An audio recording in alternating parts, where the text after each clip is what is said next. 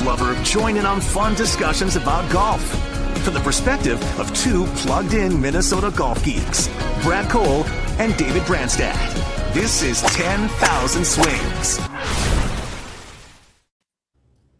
Hello and welcome back to 10,000 Swings. It is Monday, June 7th, 2021. I'm Brad Cole. I'm David Branstad. 10,000 Swings is brought to you by Jarrett Yalen with Northwestern Mutual. For whatever financial questions you have, call Jarrett with Northwestern Mutual today at 612-209-4523. Or check out his website at jarrettyalen.com. He can do retirement planning, life insurance, analyze your golf shop credit spend, show you what to do with your first PGA Tour paycheck, you name it. Give Jarrett a call today. We'd like to thank Jarrett for sponsoring the show. Wow, what a week it's been, Brandy. We've got a lot going on here, and we think we're going to talk about the U.S. Women's Open, the Memorial, Brooks and Bryson. This thing is just getting more and more intense. And then now we have tour players sponsoring other tour players. Absolutely never thought I'd see that day, and much more. But before we go any further, we have to bring in our guest. Our guest for this week's show is none other than U.S. Women's Open contestant, Isabella Mccauley. Isabella, how's it going? I'm great. How are you guys? Thanks so much for having me. We're good, thank you. So just a casual Monday in June, 17 years old, talking with your friends about what they did this last week. Do you have anything cool that you did this last week, Bella? Yeah, I played in the U.S. Open last Thursday, Friday, so that was kind of something. No big deal. And by the way, let's just get this right out of the gate. You didn't play in the Women's Open. You finished in the top 80 in the U.S. Women's Open as a 17-year-old. I think that deserves a special acknowledgement. Very cool feat at your age. And, 17 and shooting 80-70 for the two-day total for 150. Incredible, right? No, thank you. I appreciate it. It was a really great experience. I went out there last Saturday and got quite a few practice rounds in, and it was just it's a great course. We played at the Olympic Club in San Francisco, and it's a great track. USGA did a fantastic job. Fortunately, I couldn't play. I kind of struggled a little bit on Thursday, but battled back, played really well Friday, and was pretty happy with the two-day score. So unfortunately didn't make the cut, but had a really great experience. I think it was just a great learning trip for me, just being able to play with the professionals and kind of see how life is on tour and how it is for them and how they go about this type of stage. So I don't really care if you're 17 or you're a 20-year veteran on tour. Playing in the U.S. Open is a really big deal, and you played your butt off, and we're all proud of you here in the state of Minnesota for what you accomplished this weekend. Thank you so much. Yeah, it was definitely not an easy course. So walk us through, is this your first time that you try to qualify for the U.S. Women's Open? Second time, third time? How many times have you tried now? This is my first. Yeah, this is my first time. Last year they had COVID, and I wasn't able to do it in 2019 either, so this is my first time trying.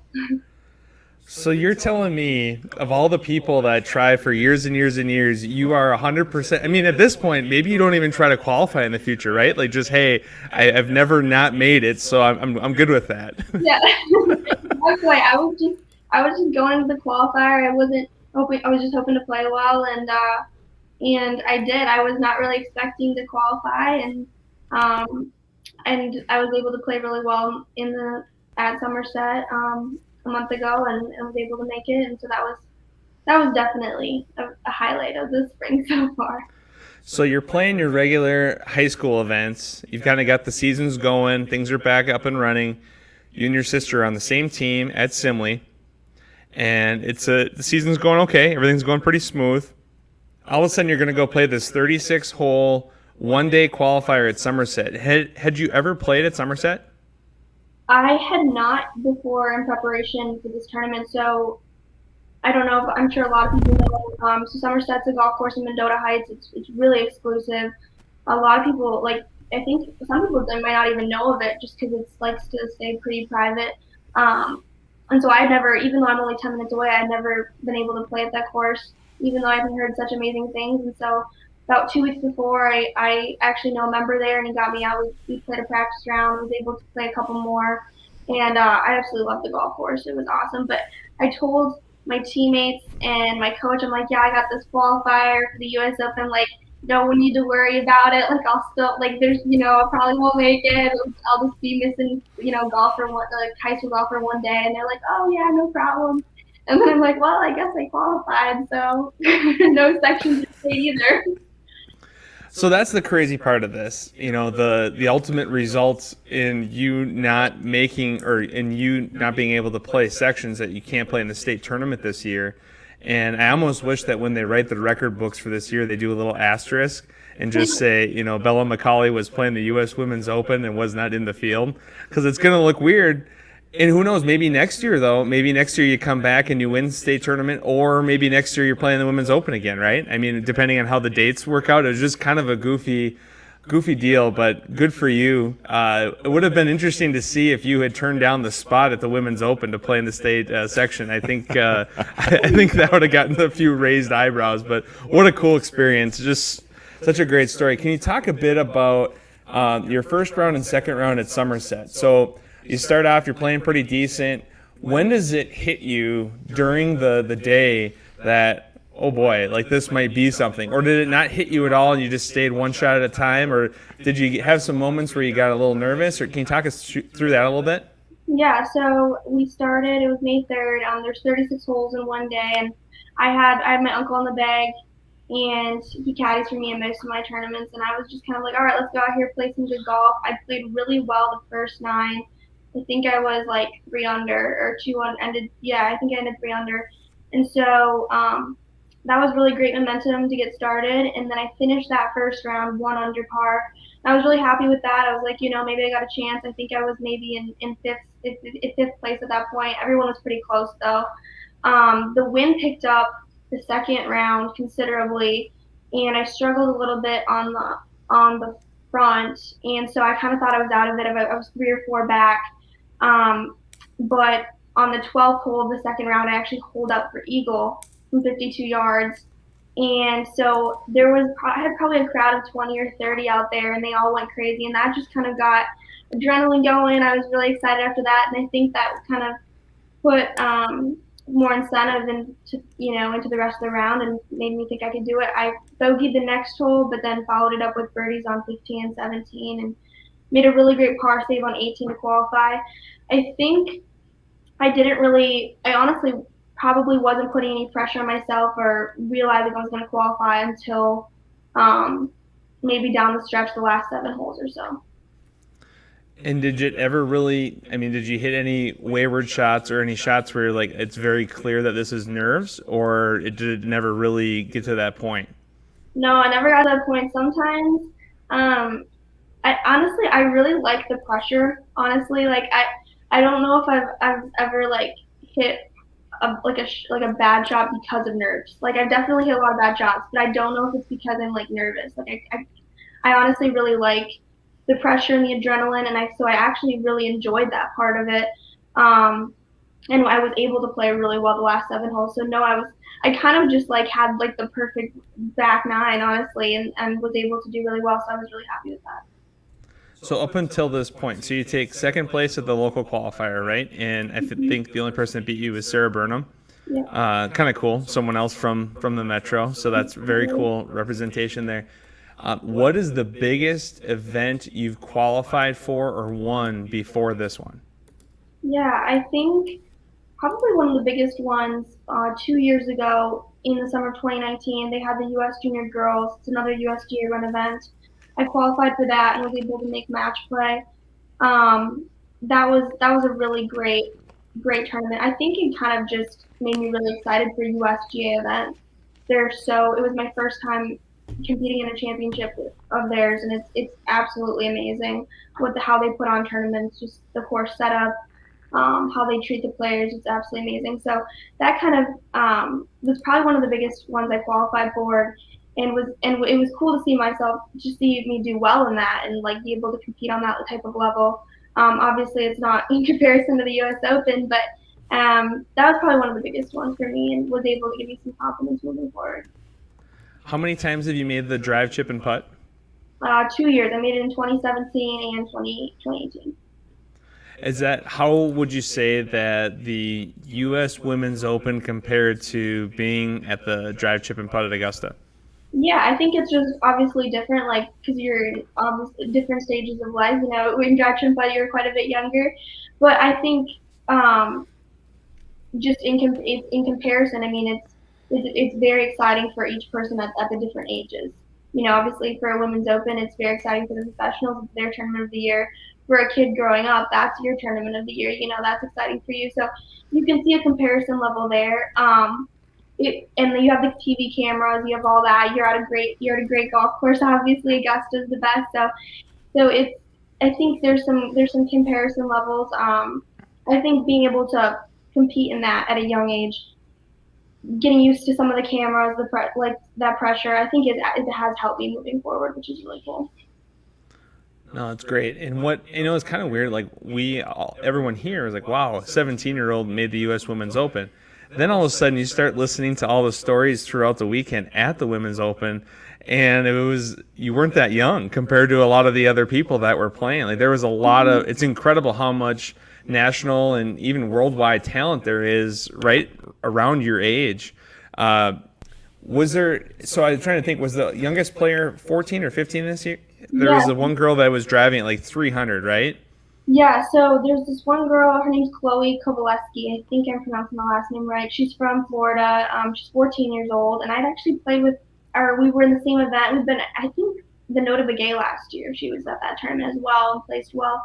I think she's the youngest, and then I was probably the same age as a couple of other girls out there, including Caroline Tuttle from Florida and Megan Gane from New Jersey, who played really, really well out there at the tournament. I think, correct me if I'm like probably top 15. I think she finished, but she's actually a friend of mine. We played in tournaments like before, and we see each other at the junior PGA, the junior girls, whatever. We actually were at the draft and putt together. Really great girl. So yeah, but you're right. There were definitely a couple younger players in it, which I think helps. Makes you a little more comfortable going into it, having some people your age. But yeah. So, Now, so on that note, Bella, I just got to ask this question. I mean, this is a huge stage. This is a worldwide stage, and you obviously deal with pressure very, very well. But at what point, or was there a point where you got nervous, and this was like, holy crap, this is what I'm actually playing in? The first tee, I was like shaking, just so nervous. I mean, I think I always do before every tournament get nervous, but this was just an extra step where I was just like, oh gosh, don't embarrass yourself, Bella. Um, but yeah, no, it was really fun. I was actually able to hit a really good drive down the fairway on one, and even though I didn't play well the first round, I played really well the first like 9 holes, and so I think that actually like. I mean, I think that's something good to take away, just knowing I can play well, at least under pressure in the beginning, because that was probably the most nervous for me, was just the first hole. I definitely was able to settle in after that, but that first tee is definitely daunting. You know what I like what you just said is that you get nervous on the first tee for most tournaments. So yeah. Back when I coached high school golf, I used to get angry at my players that weren't nervous on the first tee Yeah, no, because nerves mean you care. exactly. And if you're not nervous and you're just stepping up there and I'm just going to swing away, well, great. Let's go shoot 90. No, exactly. I sometimes joke about this. I'm like, I'll be nervous like at a 9 hole like whatever match, and I'm just like, oh gosh, like I don't know why, but it does. It means you care. You want to do well, but yeah, definitely it was just an extra step of nerves out there. So now, Bella, did you start on 1 or 10 the first day? so we actually started on 9. So the way Olympic Club is set up, it's the 10th hole is not close to the clubhouse, but 9 is. So a lot of like members, they'll play 1 through 8 or 9 through 18. So we actually group started on 1 and 9, and I started on 9 the first day. Okay, so you start off on 9 with a bogey, correct? Yeah, And go ahead. and you birdie 12, Yeah. So you're even through 8 holes. Mhm. At that point, even through 8, are you thinking about it at all? No, I was just really happy with with the way I was playing. I was kind of just wanting to go out there. I knew in the practice rounds that bogeys were definitely out there, and there were so many hard holes. I thought I had gone through the hardest stretch. Honestly, my least favorite out there, at least in terms of difficulty, were probably 11 through 14. So I actually thought I had gotten through the hardest stretch. Um, but I wasn't too concerned about it. I bogeyed 17 and 18 and still was okay. And then we actually had like a 30-minute wait between 18 and hole one on the tee box. There was just quite a bit of it was kind of in the afternoon, so things were slower anyways. But it just took forever to get everyone going off that tee box, and so it was almost like you were kind of starting over. It was really weird, and I I hit a terrible drive on one, which was unfortunate. It was dogleg right. I went left, but right as I took it back, I like hit something off the ground, like a tee or something. I don't know, and I wasn't able to stop my swing, like in the middle of my drive. So that was, I was like, okay, no excuses. That was terrible, but it was really weird. And for anyone who's watched the U.S. Open this past weekend, the rough was so thick. I don't know if I hadn't missed really a ton of fairways up until that point, but I was just like 10, 15 feet off the fairway, and you can barely find your golf ball. Like we had spotters out there all over because it's literally impossible. You can barely see the golf ball, and so I had a hard time getting out of the rough, which was unfortunate, and so that led to doubles on one and two, getting out in the rough there, and then kind of had some more bogeys down the stretch, unfortunately. But so it was a little bit of a frustrating way to end, knowing I'd started out really well.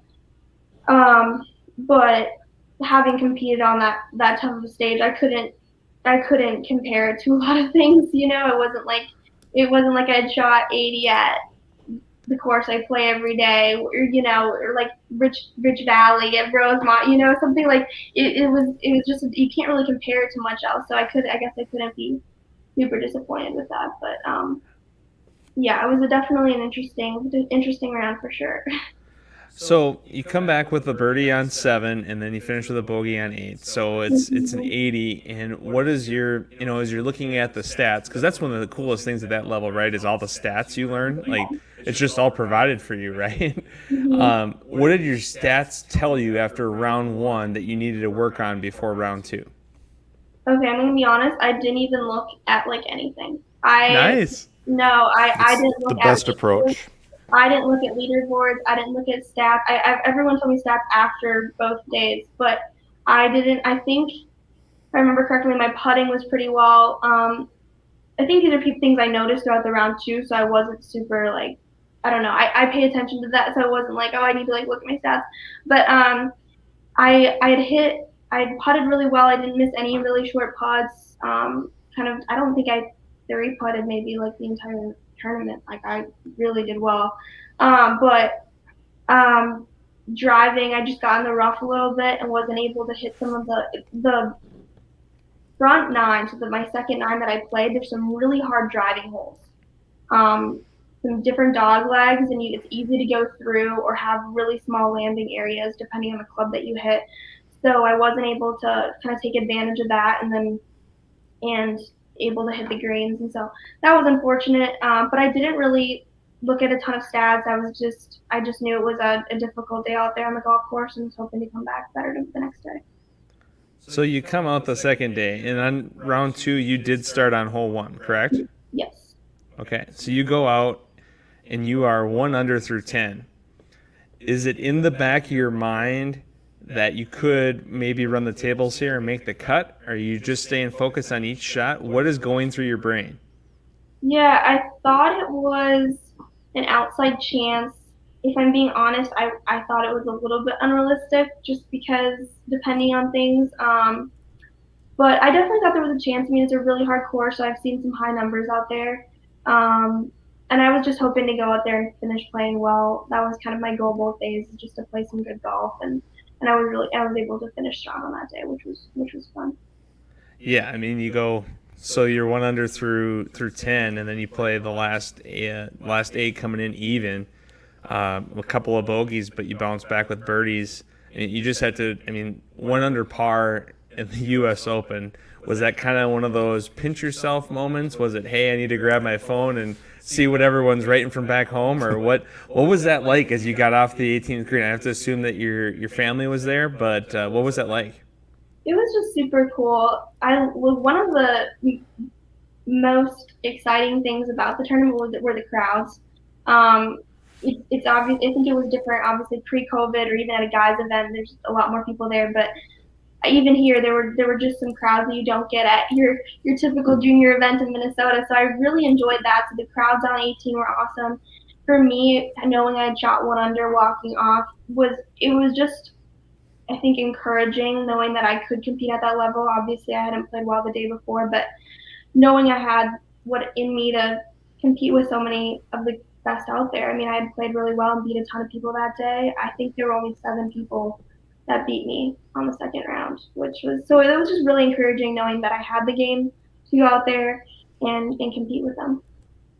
No, that's great stuff. What was the phone situation like for the week? Because I know when Will Zalatoris played so well at the Masters, he basically didn't look at his phone all week. Were you getting a million texts and people blowing you up, or did you kind of keep it quiet on the phone side, or how did you approach it that way?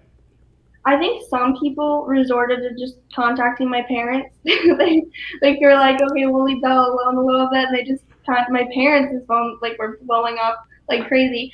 For me, I kind of, when I was in the practice rounds and obviously in the tournament, but like my phone, I just kind of put it away or whatever. When I at the hotel room or something, I'd respond back to texts and stuff. But I preferred to like kind of just keep it away for the practice rounds and during when I was out on the course, because I was just trying to soak everything in. But yeah, it's you only get to do it once, so that was kind of the goal out there.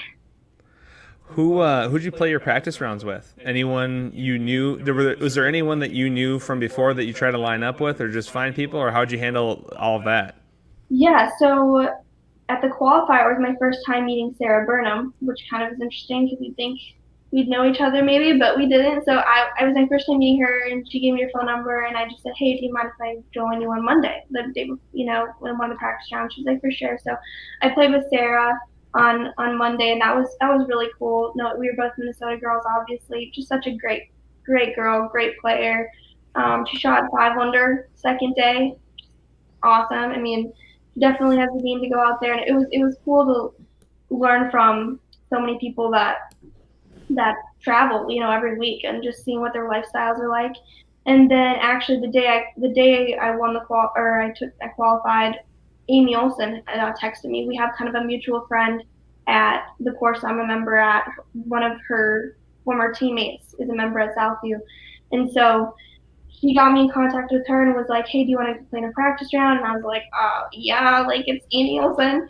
And so yeah, I played practice round with her on Tuesday, and that was super cool. She's such a great lady. I mean, super outgoing. We just had such an amazing time with her. I learned a ton. That was probably like one of the highlights of the trip. So cool. And I think so Sarah went 76, 66, 78, 79 for T57. And then Amy actually finished 12th. Just a really steady week from her. So pretty cool to see 3 products of the Minnesota Junior PGA representing in the U.S. Women's Open this week. It was really cool. So that was a lot of fun. A lot of people were pulling for you guys. So really good stuff there. What course would you compare the Olympic Club to in Minnesota? Is there anything here that you feel is similar? Gosh, it's so different from courses back home. It's hard to explain, but if I had to compare, I would maybe say like a Minnetonka, but up north, kind of in like colder, in the like really really thick rough. But like Minnetonka's hills for sure, and that type of like bunkering around the greens, and even like green speed I would say is similar, but just like imagine like way thicker rough and like a lot more trees. So David, the biggest thing I'm taking away from all of this is that the rough was pretty thick. And wouldn't you say that that's kind of the biggest thing that TPC has been known for? Now you have the 3M Open, really has been known for the thickness of the rough is probably the biggest change in the narrowness of the fairways. Don't you think those are probably the two biggest updates that you guys have seen over there? It's probably the two biggest. I think my favorite week is week after the 3M Open when the rough, because it takes a while to cut that down, by the way. It's not just, it's Tuesday after the 3M Open's done and the rough is back to, 2.5 inches where it normally plays. It is thick and it is ugly and it is hard. And I think, and Bella, as you've kind of discovered here too, especially with the U.S. Opens, the tougher the challenge, the tougher the tournament, the harder that rough gets, and they are going to penalize the daylights out of you for missing fairways. And yet I was picking the 3M Open for a second, yet these guys still go out and shoot 22 under par, which it blows my mind. I couldn't play golf at any level like that with rough like that. Yeah, it definitely makes a big difference, the rough. So comparing it, I want to see, because I believe it was Mega shot whatever the round was, one of the days, maybe even or 1 under, something like that. I think it was even the second day. And it was 4 under. And she posted her score, and it showed up on social media that she had posted her score to the Gin app. And the differential was like a minus 9.5. So, Bella, I want to get your personal take. You're playing a regular round at Southview from whatever tees you normally play, and you're playing the U.S. Women's Open at Olympic. What is the difference? Do you think it's 8 shots? Do you think it's 6 shots? What do you think the difference is? Okay, that's kind of a hard question. Southview is a good challenge out there too. I would probably say maybe 4 or 5. It's probably like if I shoot, yeah, I would probably say that. I mean, if you have a good day out Southeast to shoot 71, it could maybe be like a 75 out at Olympic 76. It's just, and it's not necessarily that they're super different. It's just kind of the way that the USJ goes about setting it up. They let the rough go thicker. They kind of just roll the greens a couple more times. Just kind of stuff like that. Make the tee boxes a little longer. Do some different maneuvering and stuff to just kind of make it a little tougher throughout. And it's not like there couldn't be I'm sure the TPC, obviously, you're setting up a 3M tournament. It's just stuff like that where even though the course itself could be, it's just the way that they set it up makes it a little bit more difficult. Well, and the USGA is notorious for, especially in the most recent years, they get a little more creative now with tee boxes. So you can play one hole that's completely different one day than the next day. They're notorious for firm, fast greens, and they're notorious for rough that makes you want to die if you get in there. Yeah. It's nuts. We actually on Monday they were kind of experimenting some things. I think in preparation, I was talking with Amy Olsen, and she was like, what they'll do is they'll have people out there watching and kind of just see how players are playing practice rounds and what they need to change, which is super smart. But they didn't have a first cut in the first couple practice rounds. So it automatically went straight, like fairway to like 4-inch rough. Like it was just, there was nothing there. And so we were all like playing a couple of practice rounds thinking this is insane if they keep it this way. Like, oh my goodness. So the USG does a great, and then obviously they kind of took some of the feedback they were getting. People were whiffing, in the rough, couldn't get out. So I think USG did a great job taking some of the feedback they got from some of the really great professionals and just what they saw out there and was able to fix it so that it would be a little bit more doable out there. One interesting part, in addition to that, about this week, so we've talked about Mega already, and she kind of stole the telecast. I don't know if you watched any of the telecast, Bell, but she was kind of the focal point of a lot of the telecasts, which it's got to be cool watching one of your friends, same age, and it's like, it's pretty surreal. So that's a cool thing. For our listeners that don't know, Mega actually works with Katie Rudolph. who is formerly Katie Brenny from Little Falls, Minnesota. So she was, and not to date myself here, but Katie and I actually went through a lot of junior golf stuff together. With my sister, played a lot with her. So, and she coached at the University of Minnesota. She played at Wake Forest. Just crazy how all these things connect.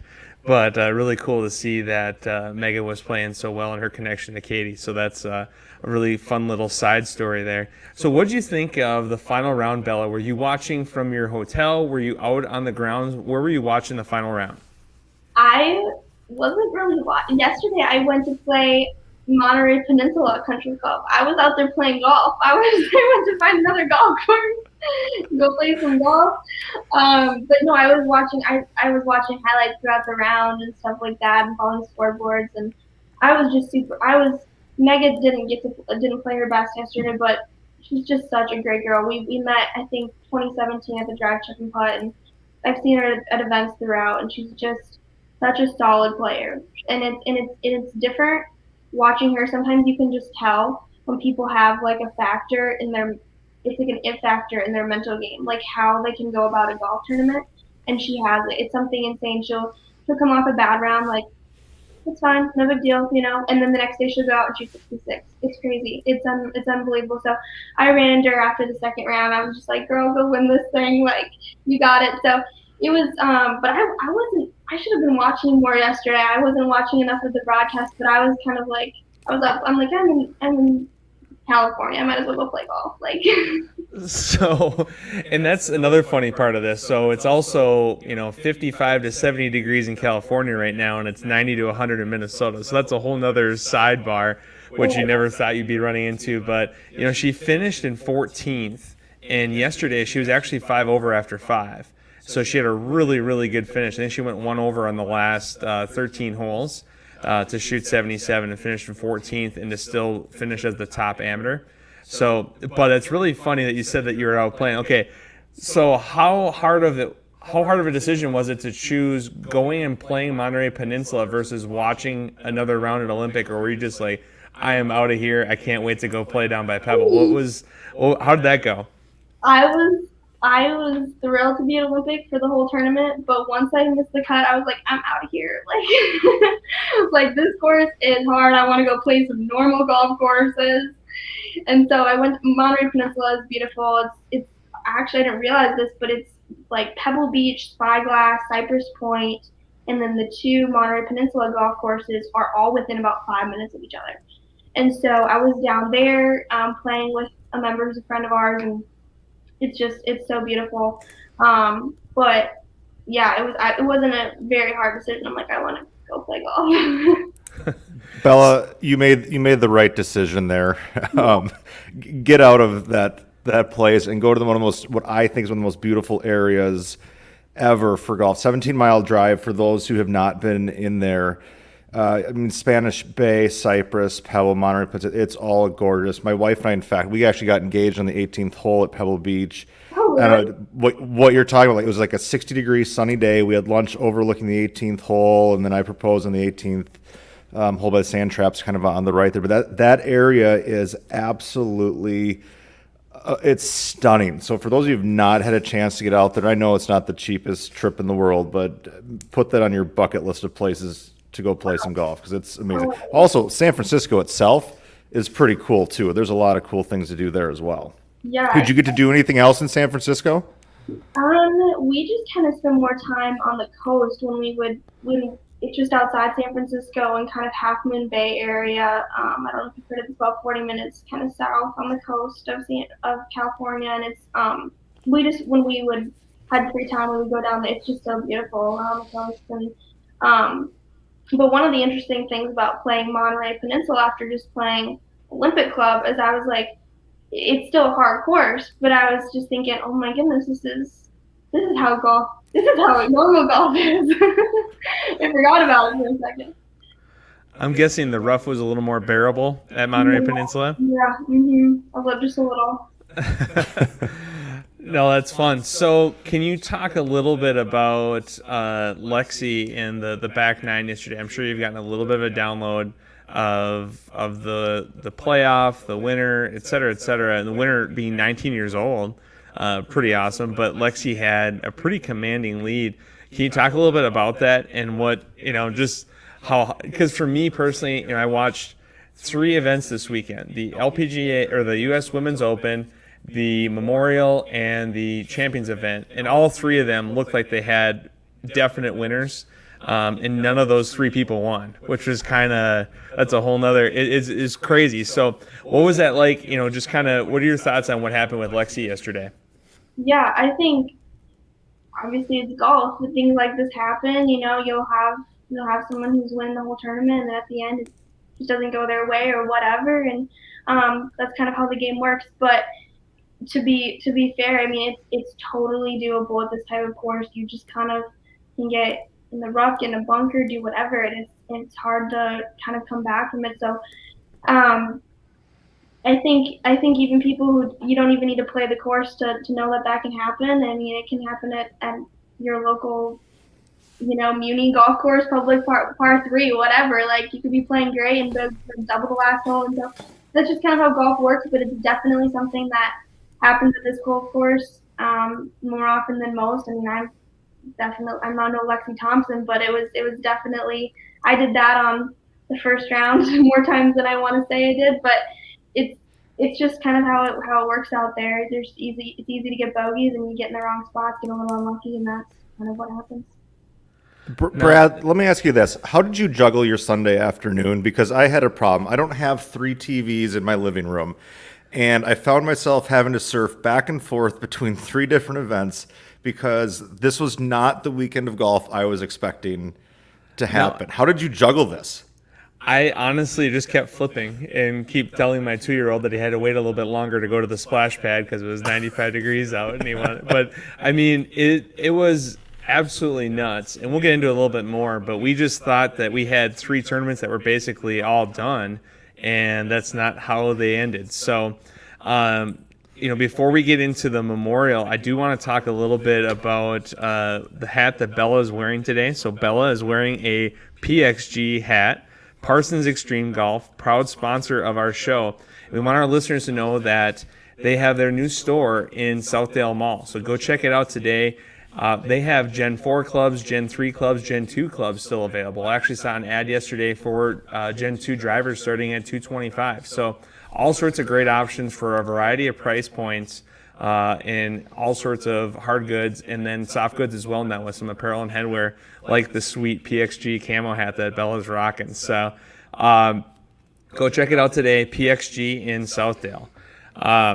So we got to get into this conversation with the Memorial, and it's absolutely nuts what happened this week.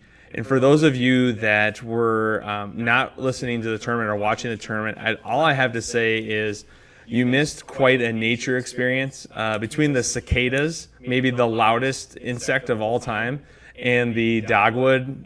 Basically, the dogwoods made it look like there was, or cottonwoods or dogwoods? Cottonwoods. Basically made it look like it was snowing on the greens. It was quite the nature event there, but I tell you what. So I'll interrupt you quick. The last club I was at, there was this cicada that used to live on the practice green out back where I would teach, and it'd bury itself into one of the holes, and then it would love to just pop up when I wanted to go back there and give like a putting lesson. It scared the living daylights out of me every single time it would come up. And it literally did this for like 3 months. I brought our superintendent out once, and I'm like, Craig, what is this thing?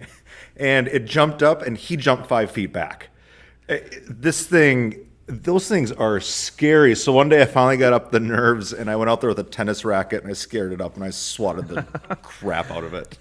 So Bella, have you ever had a run-in with any kind of animals, insects? I mean, again, this weekend was a lot of just trying to clean your line. Like in the fall when you play here with leaves, because there's so much debris from the trees falling on every green. It was quite the situation. Have you ever had any of those things pop up in any of your rounds? For sure. I mean, probably not like insects, or I don't know if I've had a ton of like animal, like cat, like that whole thing, but definitely like, within Minnesota golf in the fall or something, you got like leaves everywhere. I mean, I can't even find my golf ball half the time, but definitely some nature work in there. And then obviously, you never know. We might have a round or two in the snow. We definitely did that, but I have never done had insects or any of that type of stuff. Thankfully, Have you not ever played? Have you yet. ever played over at Goodrich on your side of town? Yes, I have. Goodrich has a fox that's been known to grab balls on the back nine. No. So those holes back there by the fence, it's been known to. You'll see it once in a while, just kind of lurking around. So it's kind of cool. We're part of nature, right? Whereas like basketball, volleyball, a lot of those other sports, you don't really have as much interaction with nature. Whereas, this weekend, if you listen to the telecast, you could hardly hear the announcers. The cicadas were so loud. So kind of an interesting side story there. But the story of the week. You know what the funny part is with that? I can go play golf in Florida. The gators aren't probably going to bother me. I know they're not coming after me. I can deal with a fox on a golf course. I can't deal with a cicada. A little bug that's 3 inches in size, and it scares the crap out of me, yet a gator won't. Well, they are so loud. Bella, was there any kind of wildlife at the course this week, or was it pretty just squirrels or? No, yeah, there wasn't really a ton. I guess now that I'm thinking about it, we really didn't have a ton of wildlife. But actually, when I played Monterey Peninsula, they had deer everywhere, and they were, but not just hey, there's a deer in the woods. The deer were in the fairway, all over, and would come within 10 feet of you. It was weird. I'd never had that because back in Minnesota, during anywhere outside of the Twin Cities, I mean that thing. There's no way that thing better run for dear life. We got golf, we got shotguns all over the place. Yeah, it was so weird. I mean, I'm out here golfing, and there's a deer 10 feet away from me. I was like, what the heck? So, but actually, not at the Olympic Club. Olympic Club, there was no animals. We didn't have any of that type of stuff, which is interesting, I guess. No, it's interesting, and we've seen it before at Pebble. During the tour event, they show some deer usually at Monterey. So, just a little bit different. So, Bella, did you have to test for COVID when you got there, or how did that work? Yeah, that was kind of crazy. So, I'm not fully vaccinated yet. But so I actually had to get a negative COVID test before I left, within 48 hours, and then right when I got here, they have a hotel where me and then all of the kind of family or guests that I brought along with me had to go there, and we either had to show proof of fully vaccination, and then for me, I had to get another negative COVID test when I got there, and it was rapid, so I found out within 15 minutes, and then was able to go to the golf course. But it was a whole thing. I mean, you literally couldn't go anywhere until you got all that done. So, it's kind of crazy. So at the Memorial this week, in 2019, Patrick Cantlay wins the tournament. In 2020, Jon Rahm wins the tournament. In 2020, there was also the workday. They played back-to-back events at Memorial, and Colin Morikawa wins it. So this tournament basically, crazy enough, came down to those 3 guys, and it looked like Jon Rahm had won the tournament on Saturday. He was up by 6 strokes going in the final round. Let's rewind to Monday. He found out he had close contact with someone who tested positive. So later that day, he went and got vaccinated. I believe there were some vaccination options right there at the tournament. Went and got his first shot, but he's not fully vaccinated. If you're fully vaccinated on tour right now, you don't have to test. But because he had the close contact, he had to test every day. So he tried to do hey, let's get vaccinated. Tuesday, negative. Wednesday, negative. Thursday, negative. Friday, negative. Saturday, he goes out, shoots 64, finishes, doesn't even get to post his score. On the 18th green, they come out and they grab him and they say, hey, we have to let you know you tested positive. We ran the test again. It came back positive again. You have to withdraw from the tournament right now. And it was right at the end of the telecast. Jim Nance in the broadcast booth had no clue what to say. It was one of the craziest things I've ever seen. It affected me even more because of my fantasy golf pick for the week was Jon Rahm, so it really hit me personally. But it seems like he's asymptomatic. Everything should be fine with him and his family. He hasn't had anything yet, so hopefully it's just an asymptomatic scenario. And he's back in a couple weeks for the U.S. Open, which he'll be a heavy favorite at Torrey because he plays so well there. But absolutely bizarre.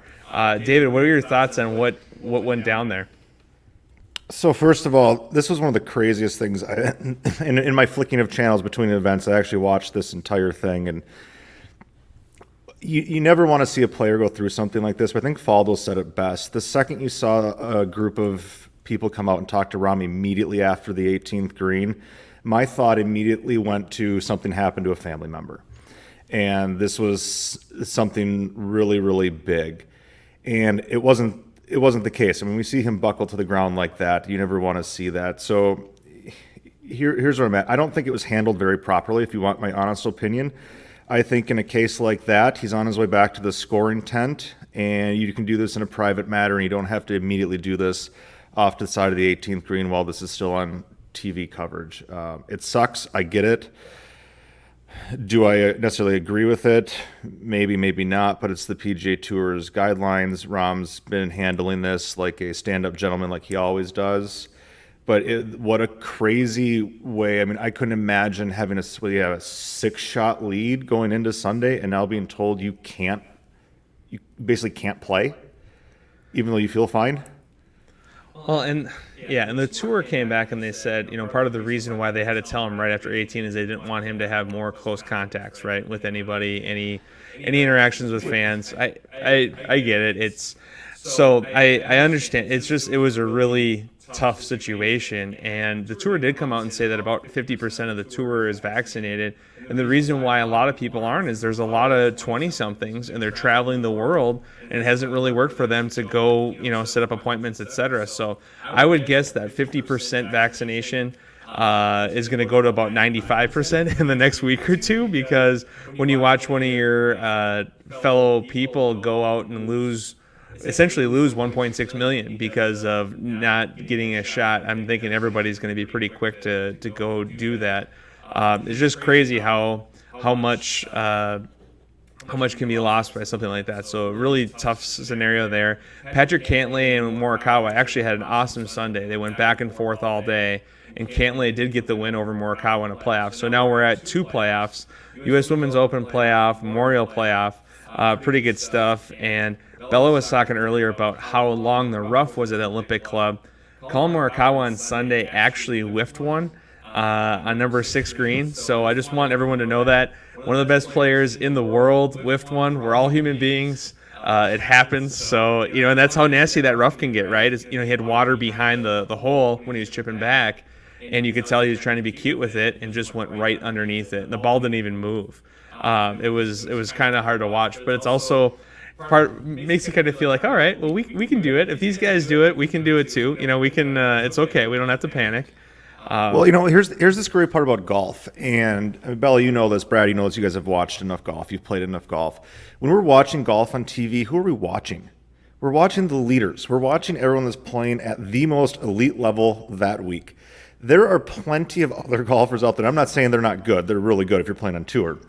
But we're watching 100 other people. We're not watching 100 other people that are making $1 million a year playing golf for a living. That, guess what? They shank it too. They miss 4-foot putts. They have their squirrely moments. But we put these players at such a high level because we're always watching the leaderboard. Yet that's not always realistic. You're watching the best players playing their best golf that week. Yeah, no, it's a great point. Also this week in the Champions Tour, we thought Tim Herron had ran away with this thing. Wayzata's finest, he shot 63 on Saturday and shot 4 over on Sunday to lose by 2, which was pretty hard to watch down the stretch. But human being, right? And human being. He actually had all of the local brands represented. So on the right chest, he had our friends over at York IT Solutions, Richard Walker, on the right chest, and he had Cambria on the left chest. I was looking for a Lumpy's Lager logo. I didn't see that for his beer company, but pretty cool. And also, Tom Lehman finished 11th. So nice to see a couple Minnesotans playing well in the Champions Tour event down in Iowa. And then, as we talk about beverages, and Bella, you have to keep your ears closed for this one, but our show is sponsored by Corona Premier. So Corona Premier is a new 90-calorie, 2.6 carb beer from Corona.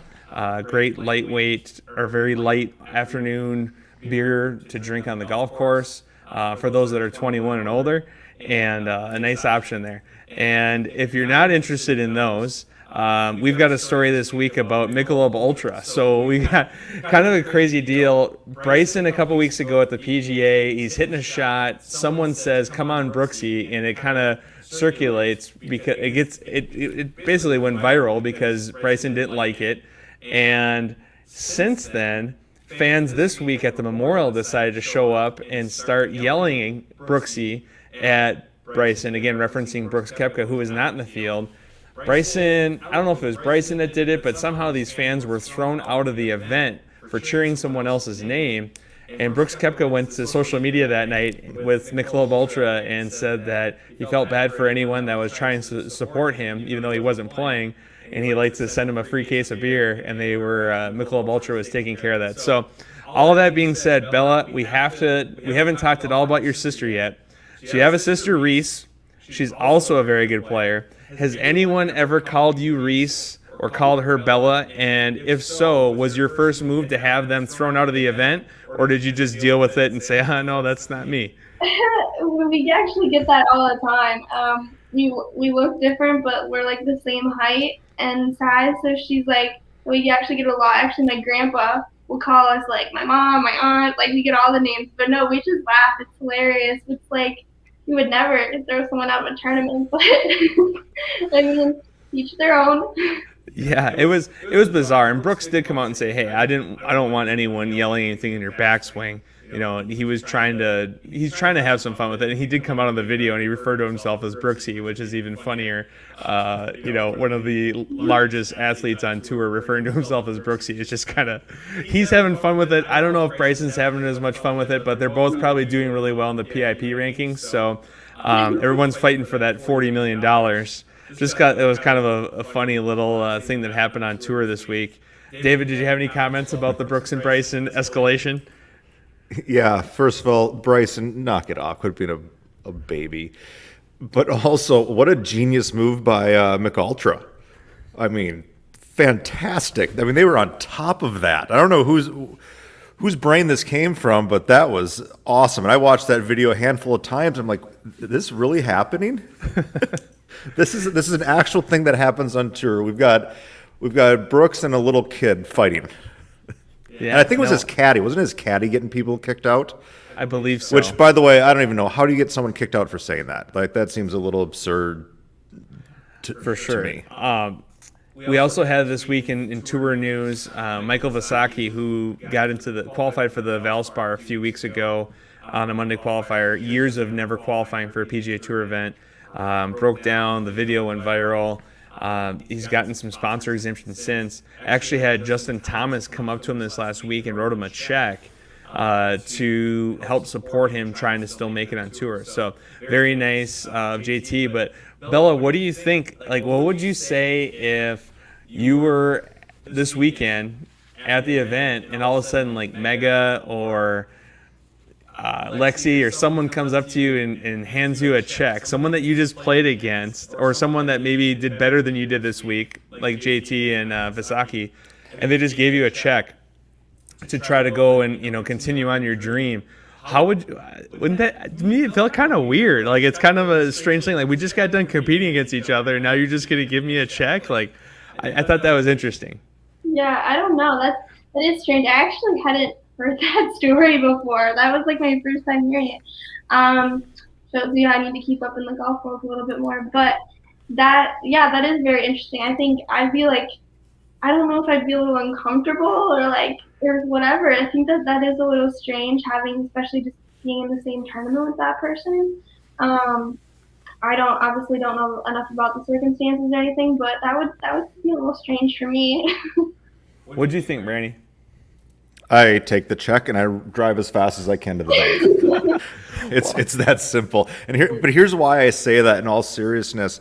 There's so many players on tour trying to make it, and the financial pressure that puts on them it's something that's hard to overcome, and it makes them grind harder, but it also doesn't always equal how they play and score. So I've seen it firsthand.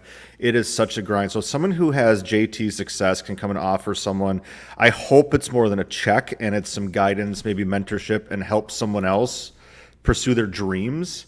I say you take it and go with it, because you're not getting a lot of chances like this in life. So like I said, grab that check and drive to the bank and cash it quick before JT changes his mind. But now you also better go out and play some golf too. So Bella, now that you didn't get to play, your team did complete sections. Is that correct? Yeah, so actually my sister's in the middle of her second day right now. They had the first day on Friday, second day today. She's playing actually at Bunker Hills, and our team didn't make it to the second day, but they're all out there supporting Reese. Wish I could be there right now, but yeah, she's out there. I don't know, what is she at? What is she at right now? She's 2 under. Okay, so she's doing good. What'd she shoot the first day? She shot even the first day. Okay, nice. Doing good. I think she should win sections. I'm really excited. I'll be out there watching her at state, and I think she's got a great chance. I mean, there's obviously some really good players, but I think she's got a great chance at winning. Well, selfishly, Bella, if the dates line up correctly, I hope you never get to play in another state tournament. Well, yes, if for the U.S. Open, me too. I hope I miss every state tournament coming up. That's awesome. So Bella, you have committed to, or is it official, your college commitment yet, or is that out there? Okay, so you are going to be a Gopher. And as 2 big Gopher fans, David and I were all smiles about that. So that's very cool.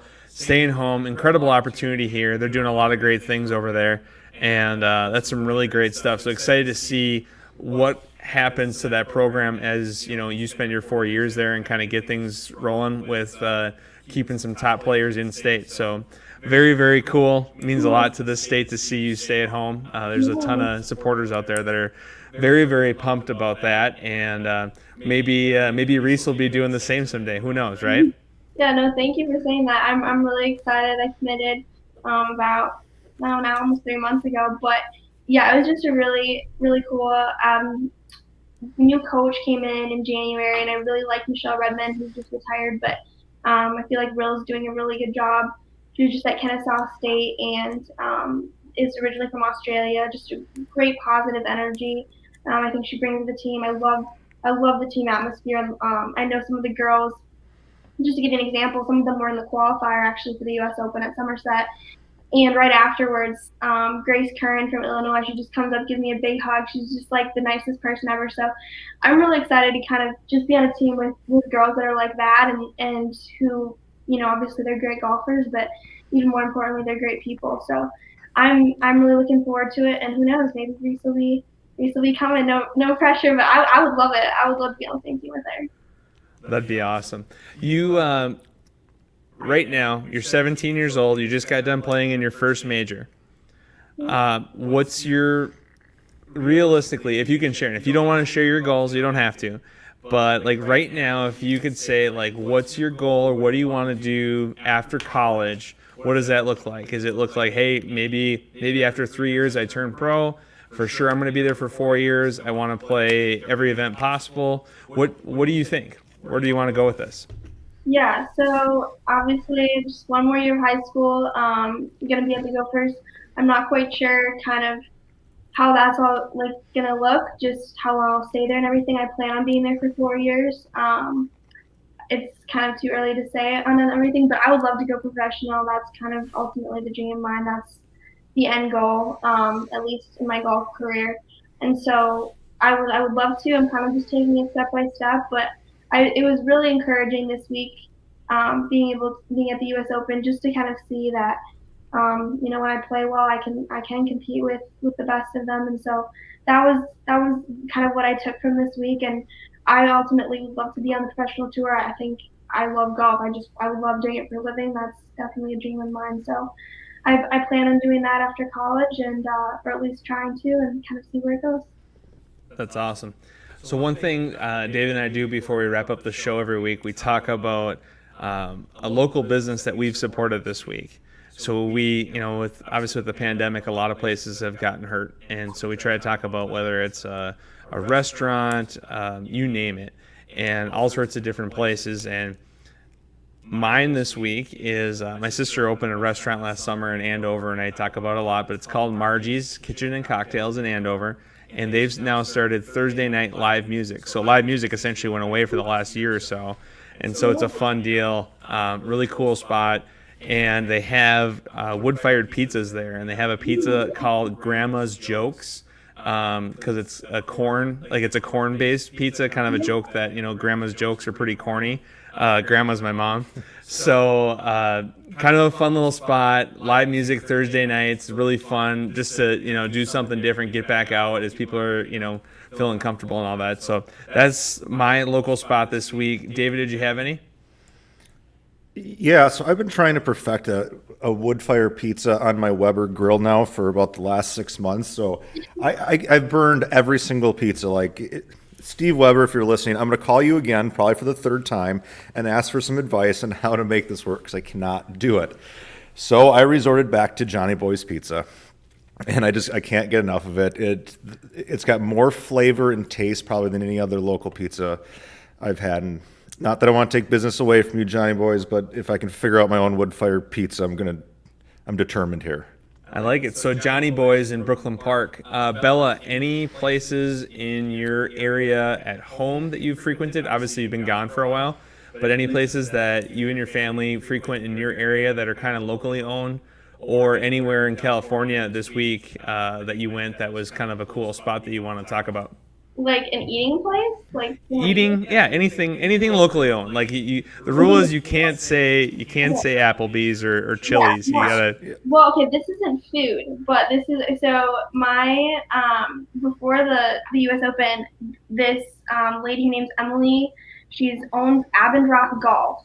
So go to abendrothgolf.com. Like all the ladies out there, it's like the golf pants for women, and I wore them all week. The most comfortable things I've ever owned. She's out of Minnesota, and she has they're at 5 different clubs right now, like Wiper Yacht Club, Somerset, I think Minnetonka is going to be getting them. Hazeltine has it. It's amazing. But you can go to Abendroth Golf. It's the most comfortable pants I've ever worn for golfing, and it's so hard to find, seriously. But I wore them all week. I'm in love with them, and so that's probably my favorite local business right now. Oh, that's fantastic. Wow. That's a commercial and a half right there. I like it. That was really good. Yeah, and that's probably the best local plug we've had yet. That's the best one you've had yet. Bella, I've told your dad this, but if the golf career ever doesn't work out, I think there's going to be some opportunity for you in the golf sales world. So just get that, keep those grades up, and you'll, you never know. You might need to. Hopefully you're playing on tour, but there might be, or maybe, when you're past your tour days, I think you'd be pretty good in the golf sales world. That was a heck of a pitch. Oh, thank you. Actually, just when you say that, that's what I plan on going to school for, business marketing. So I guess that works. Perfect. We'll be here for you. So there's a lot of things that we can keep you connected with. And again, a lot of this show, we talk about the tour and everything, but we always try to relate it to, there's a lot of information out there that everyone hears, but we always try to put a fun kind of Minnesota local spin on it. And so that's it's cool that you're staying home, you're going to the U, and you get your business and marketing degree, and then something to fall back on if for some reason you're not on tour. But the direction you're going right now, it's been pretty fun to watch, and everyone's pulling for you. So we can't thank you enough for being on the show this week, Bella. And we'd also like to thank our sponsors, Jarrett Yalen with Northwestern Mutual, PXG, and Corona Premier. You can connect with us, as always, via email at 10kswings@scorenorth.com. Please subscribe to our show wherever you get your podcasts, Apple, Spotify, Score North, wherever you get your podcasts, and give us a 5-star rating. For episode 16, we will have Jarrett Yalen on to talk about the new tour event at Congaree next week, and then a preview of the U.S. Men's Open. Until next week, friends, I'm Brad Cole. I'm David Branstad. Oh, and I'm Isabella Mccauley. Sorry, I didn't know we were doing that. Thanks for listening, guys.